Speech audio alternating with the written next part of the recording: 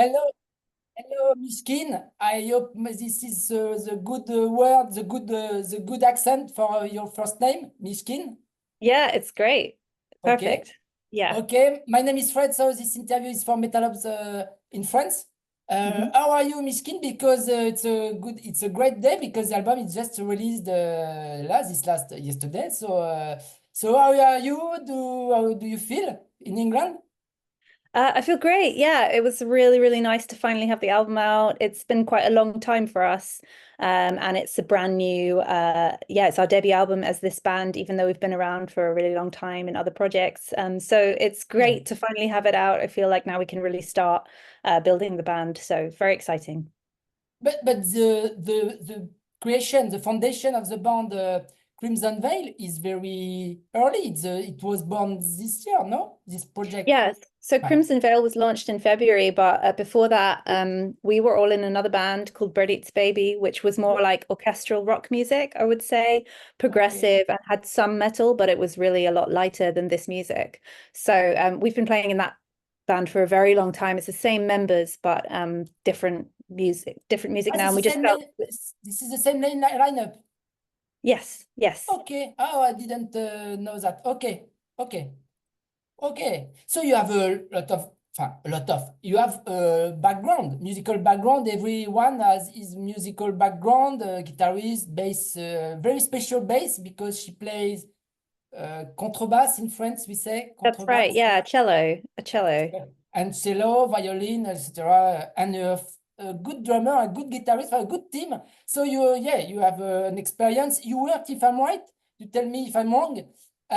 You worked with John Fryer, who worked Yeah, with so Depeche Mode and on our Nine Inch. previous record, not on this record, Yeah. but on our previous record, the last record we made with Birdie's Baby, we worked with John Fryer, which was a great experience. And then we just wanted to make, yeah, when we started making metal, we felt like it was time to start a new project, new Yeah. name, and a new sound. But yeah, working with him was amazing. I mean, he's a really incredible producer. He's worked with a bunch of bands that we really love, Depeche Yeah. Mode and Nine Inch Yeah. Nails. So that was And great. Paul Reeve too. Paul Reeve. That's right. Yeah. Paul Reeve, yeah, who was he produced Muse's early tracks. So Muse is a big influence on us as well. So yeah, so we've worked with quite a few cool people. And then on this last record, we worked with Evan Rodonish, who we've known for a really, really long time. But he's really good at making these really multi-layered kind of metal Yeah. uh, Yeah. production. It's quite complex, our sound. So we really felt like we wanted to work with someone who we already had an established relationship with and worked with him on a lot of stuff. And yeah, he gave us a mix of ribbons. And I remember thinking, yes, this is exactly now the sound that we're looking for. And then, yeah, then from that, we built the new name. The label that we signed with felt like starting it fresh as a Yeah. predominantly metal project was wiser than having this old band which had lots of different genres and different lineups and stuff. So we were like, Okay. okay, let's just start afresh with the same members, but a new Okay. project. So where was recorded this new album, this first album called X, and with the main producer and mixer? So we record everything ourselves. We've got remote studios that we work at, like a lot of it from our home studios, but we Oh, also record the drums with Neil Haynes, who runs the Parlour Studios in Kettering in England. But okay. most of it was recorded in many, many different places. We tend to Okay. not do one big chunk in the studio because creatively, what we like to do is add something to a song and then let it breathe for a bit, go back to it, add something more to the song, let it breathe for a bit. And the more time you take with progressive and metal music, Yeah. the better the song sounds rather than going into the studio, laying down all your ideas and then the song is not quite right. We really like to craft it over time and take a really, really long time. So I also like to do my vocals quite privately. I've built my own vocal booth. Well, I Okay. didn't build it, but I had it built by a friend. I soundproofed it myself and, made this space for me to record it. So sometimes some of the parts you want to do in a studio, and then some parts is really a private kind of thing that you want to take your time with. Ouais. So it's been a mixture of places for us. And Okay. the producer on the record is Evan Rodonish, but everything was pretty much engineered by us. Okay. Okay. The sound is very good, and what I like and what I wanted why I wanted to make this interview because I like your music because it's very changeable and constant, very diverse. and every song, and you shot video for half of the album, a lot of videos on internet, and you have your own universe, and every song is a story. You can transform your voice. The breaks, there are a lot of things happen, and what I can say, journalists, I like to define some kind of music, and what I say for me, it's like a kind of dark groove, new metal avant-gardist with gothic touch, progressive touch. So it's my definition. But do you agree with that? And it could be the definition of your art. It's a good, yeah, it's quite a good description. Yeah, I think you're right on most of those accounts. Yeah, definitely. I mean, we just call it alternative metal because there's so much stuff going on that to try and put every genre in it would just take you like a whole minute to describe. So we're just kind of letting the listeners decide, really. We're not putting a label on ourselves. So, it's really up to the listener what they hear and what parts stand out to them. But we are trying to pioneer a new trend called grey metal, which we think our music, because it's equal parts light and dark. So we thought grey metal would be quite a nice new genre. Like grindcore? No, No, grey, like the color grey. Grey. Okay. 15, Yeah. 50, okay, shades of grey. Okay. Yeah, yeah, pretty much. Yeah. Because the sound is it's quite a murky sound, but it's got this real darkness and terror, and then it can go to really light and ethereal and bright sounding and quite beautiful. So we thought grey metal would be a good term. So and how could you explain that?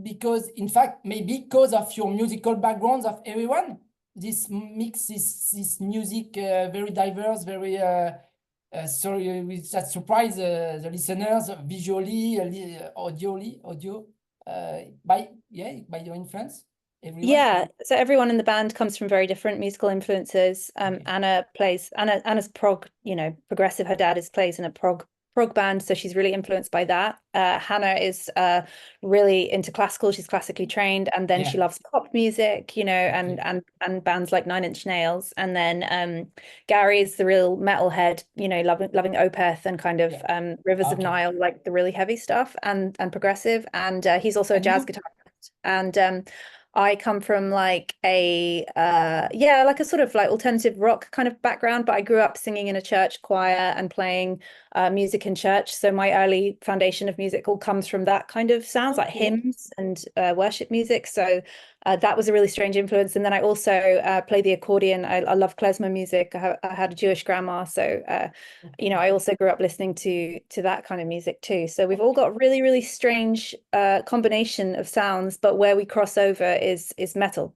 So that's what ties everything together for us, is that we all love bands like Tool, so okay, it's one of my question later, but just about the guitarist Garry Mitchell, he play 8-string guitars.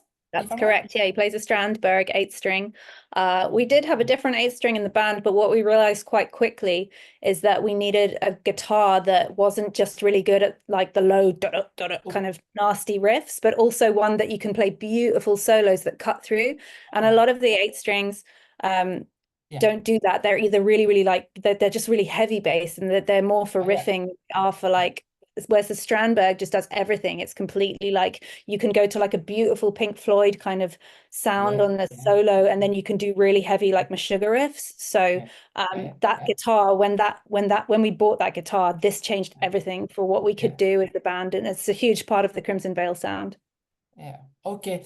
About the title of the album, Hex, with the cover artwork very dark, but Hex, I look for about the origin of the name, but it's Saxon. It's maybe an English word, all the word for sorcerer or witch, if I'm right. Yeah, I think in German it's Hexen is witch, and it also can mean a curse. It also means the number 5. So it's got kind of some quite literal numbers. So for us, it was we love having multi meanings to the songs and to the sound. We love having like many things going on. And again, it's completely open to the listener what they want to see or they want to hear. And we also love this thing of just having one word to describe the song, because it leaves it quite mysterious and open to the listener. What do we mean? Yeah. And hopefully the more times you listen to the album, maybe the more you understand, or the more you gain from it. It's not something that you just listen to once and go, okay, well, I get that, So I think, because it's a name with many meanings, that was good for us, but also to have a number in there, because we're all really obsessed with time signatures and polyrhythms and strange numbers in songs. If you listen to Hex, there's actually 9 different sections. There's 9 tracks to the album. There's 9 piano keys at the end of Task. There's a lot of like hidden numbers inside the record as well. So having a name that had that as well, that's kind of why we chose it. Also, it's just really easy to understand and to hear, and it's just strong. Yeah. But your music is not for everyone, because it's too weird. too very rich. Classical reference, progressive reference. We speak about Tool, and yes, and visually it can. Some people can be afraid if they don't like a horror movie, or with your painting. Like, it makes me think about the second movie is going to release at cinema, Joker. On the video shot for Shift. Yes. And we the did makeup, your makeup and your drummer makeup make me think to Harley Quinn. That's right. Yeah, she really looks like Harley Quinn in this video. Yeah, we actually did a gig once, a Halloween show. This was when we were Brody's Baby, again, just before the pandemic, and she dressed as Harley Quinn, and it was such a good look on her that, when we did these death paint, we were like, we should go for that look again, because it really suits her. Okay. So you made a very nice video shot for Flinch, Shift, Awake, in the beach, maybe near Brighton. Yeah, it was a little bit further south, near Southampton. That's where the guy who makes all the videos with us, Scott, lives. So it was very early in the morning. It was like 4 a.m. when we got down there, and I was hoping it would be warm, but it was, of course, it's England. It was freezing and raining, and it was very like painfully cold video to make. But and the interpretation of the song is very awake. It can be the wake of a woman in your life, I don't know, or what, after maybe a party very complicated the last day on the beach in England. But very, and after it you sing your voice. Let's speak about your voice. You are like a Lady Gaga in metal, Amazing. I'll take that. You can sing all. You can sing all screams, growls, and but sometimes it starts very, very softly, more gothic pop approach, and you impress me. Oh, thank you. Well, I feel like the voice that I have now is the progression of so many years of singing. When I first started, like I said, I sang in a church choir. I have a very high, quite thin, natural voice when I first started singing, and I was really shy. Like, I had terrible stage fright. I didn't want anyone to hear my voice, So I started off playing like in punk bands, really loud, against the drums, and you can't really hear me, and I'm hiding behind this voice. So started off, singing quite with my natural voice, and then over the years my voice got a bit more confident, got deeper, and I developed different styles. I studied with a lot of different teachers as well. I studied maybe you have a vocal teacher. For a few times, and I also just worked with a lot of other really brilliant female musicians who, when you work and collaborate with other people who you want to kind of assign yourself with, your voice grows. And then as my confidence grew and we started playing these bigger shows and we started to do metal and the music that I was really wanting to create, then when the pandemic hit, I just decided that it was time for me to like step into this metal version of myself, and I trained to do death growls and fries, but I've not been doing that for a very long time. I didn't start off as a metal singer at all. It was almost the opposite. So for me, this band is now like the accumulation of maybe like 20 years of being in the music industry, singing and growing. So this is the voice now that I feel like I've built, and it's ready to come out now, which is a great moment for me. But I was, it wasn't always that way. I've had to work very, very hard to build that voice, many hours of practice and failing, before you succeed. Okay. Okay. So now you don't have any vocal teacher. No, you don't have. You are independent. You are free. No, now I am a vocal teacher as well. So I Okay. teach Okay. as part of my profession as well. So I teach singing as well as songwriting. That's really where my heart is. But I teach piano and accordion Okay. too. So I've been a teacher for many years as well. And now I specialize in showing people how to do metal vocals because it was such a struggle for me to start off with until it was, you know, easy. So Yeah. now I just try and teaching other people how you can do it because it's such a fun vocal style. Who writes and who compose in the band together, or you make all in the band Um, music and lyrics? No. it's between us all. So we all have like sketches of songs that we bring to each other, and then we piece them together when we're in the same room. So you know, Garry comes up with a lot of riff-based stuff, like he'll come up with a groove, like a guitar groove, and then Anna will add drums to that. So they kind of work the time rhythm sections. Okay. I'm usually the chord person, so I love writing chord progressions. Absolutely, like love exploring different weird chord progressions. You can hear it in Flinch. The chorus in Flinch is really jazzy and really strange, Yeah. but that's the chord progression that I got really obsessed with. So I generally bring that in, and then Hannah is really strong with melodies and classical kind of form, so she'll bring in some really melodic, beautiful parts, and me and her will write the lyrics together usually. But it's everyone in the band is a writer, which I think is quite unusual. Okay. And that's probably why the songs travel so much because there's so many different sections that we're all trying to put in there. Yeah. Okay. On the song, I come back to the song Shift. When you are in like clones, I said, Harley Quinn, but the Joker, etc. Yes, this musically I find more new metal side here, and you as a singer, you have some attitude, the attitude of Maynard James Keenan from Perfect Cycle and Tool and Pitch Shifter, because sometimes he sings, you know, from behind, or like you, like in the dark, etc. I know some shows he sings all the during the behind the curtain, or That's right, back yeah. from the, we can see his tattoo on his back, etc. But it's very special, and you have some this attitude on this video sometimes. Tool, it's it's an influence maybe. Yeah, yeah, definitely. I know the videographer is also a huge Tool fan as well. So I think like, and we all really, really love Perfect Circle as well. I feel like our Yeah. music is maybe a bit more in tune with that than Tool sometimes, just because it's got a lot more kind of beauty to it as well as the aggression. Mhm. So yeah, I mean, doing that stuff with the projector was just really fun. And I guess, yeah, you could say it's a nod to Tool and Perfect Circle, you know, like these are the bands that we grew up listening to and that, you know, are our favorite bands. So it's great to kind of like become a band and then, you know, nod to those of people who've shown you the way and influenced you. So yeah, I'm happy with that comparison. What's your favorite album of Tool? Oh, that's a hard one.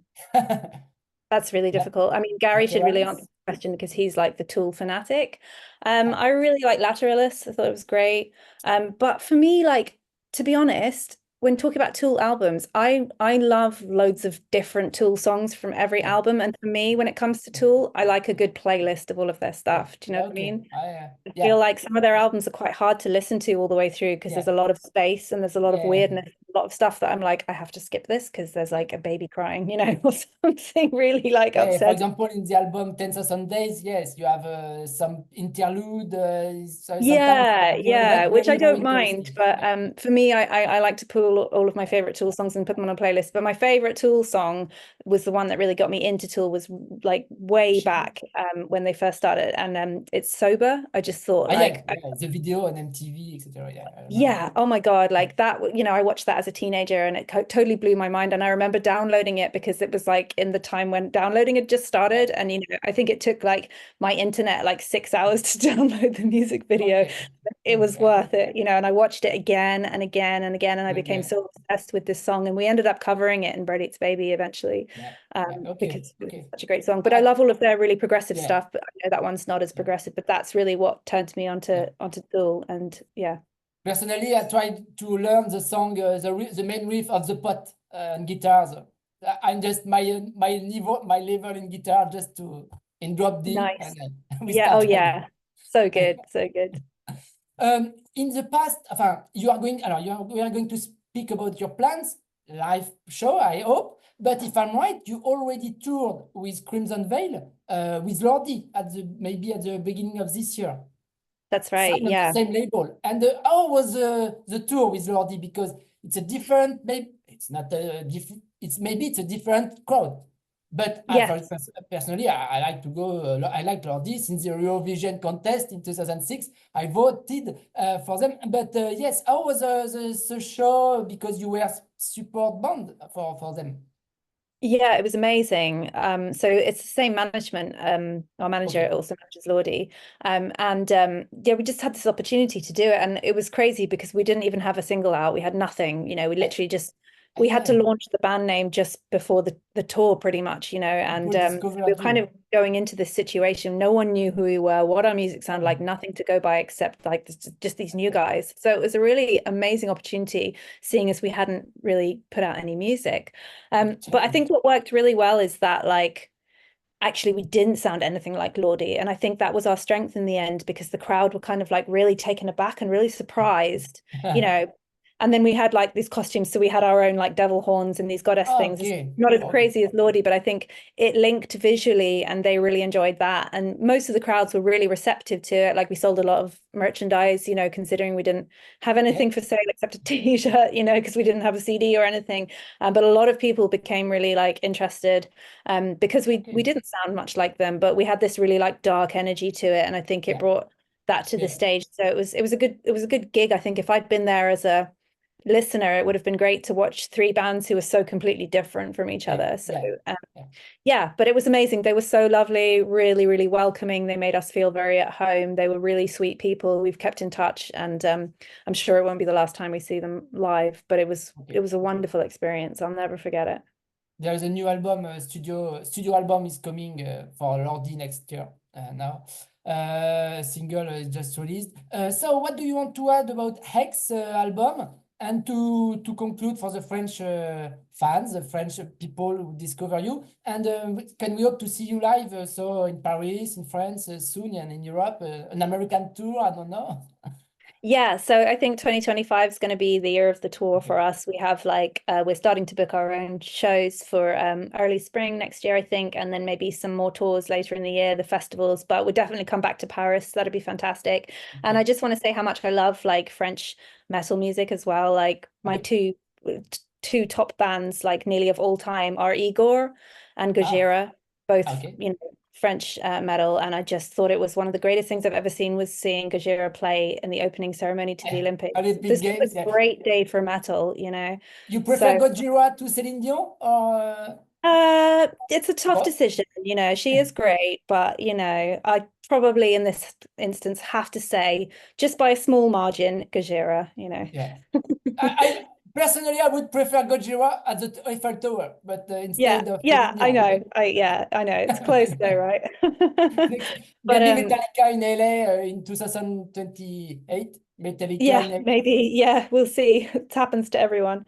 But yeah, I just want to say thank you to the French listeners, and I hope you enjoy Hex. And it might be a bit of a challenging album, but I promise you it's worth it. If you can get to the end, then you're a strong person. Okay. And you have to be open mind to listen your music and in general, because it's absolutely open-minded, and enjoy the experience. It's an immersive experience. You'll be taken to a different world, I hope, and I hope the music is enjoyable, and we're already working on the follow-up, so I'm excited to okay. In 2 years later, a new album. I hope so. Yeah, we'll see how long it takes us. I mean, Hex took a really long time, so we just have to see what happens. But we would love that. We would absolutely love to have a follow-up as soon as possible. The songs that we're writing now are, I feel, even stronger. So excited to. Hex is not a conceptual album. Hex is not a conceptual album. Hex. It has themes that run all the way through. I would say it's basically just quite mysterious. So there's many layers to it. Each of the songs have their own individual story, and it does tie together, like I said, with the number 9 and a few other hidden things in there. But really conceptually, I think it's just about introversion, introverted kind of emotions, and looking inward and facing your shadow side, and all of these kind of deep spiritual kind of concepts to it. But it's really open completely to the listener to decide what you take from it. Maybe for the next album, it would be a concept album, like Opus did it, something like that. Yeah, we'll see what happens. I hope so. Okay. Yeah, I've got an Okay. idea, so we'll see. Okay, I'm going to let you. I thank you very much for your time, because I know you're very busy, and good luck with this new album, and good things for that. Thank you so much for having me, Fred. Thank you. Bye bye. Bye bye in England. Bye. Ciao.